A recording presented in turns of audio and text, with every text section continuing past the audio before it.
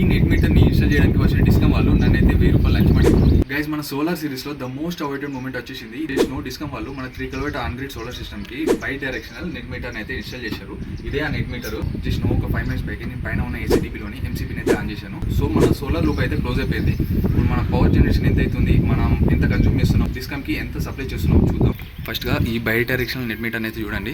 ఇది net meter. ఇక్కడ మీరు చూసుకున్నట్టయితే క్లియర్గా రాసింది బై డైరెక్షనల్ నెట్ మీటర్ అని చెప్పేసి. ఇది టీజీ ఎన్పీడీసీఎల్ 3 kW మీటర్ ఇది. అండ్ ఇక్కడ లైట్ బ్లింక్ అవుతుంది కదా, సో యూనిట్స్ అనేవి జనరేట్ అవుతున్నాయి, రీడ్ అవుతుంది అని చెప్పేసి. ఇక్కడ మీరు చూసుకుంటే ఇది సీరియల్ నెంబర్ అంట మీటర్ది. ఇప్పుడు టైం వచ్చేసి ఇక్కడ టైం ఇవ్వబడుతుంది, డేట్ ఉంది దీంట్లో.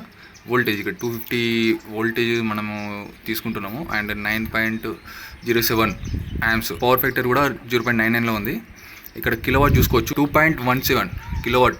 2.17 కిలోవాట్ అనేది మైనస్లో ఉంది. అయితే మనకు మీటర్లో -2.45 ఎందుకు పెడుతుందంటే, మైనస్ అనేది మనం కన్జ్యూమియంగా మన 3 kW యూనిట్ కదా, 3 kWకి వచ్చిన తర్వాత మన కన్జ్యూమియంగా మిగిలింది 2.45 kW.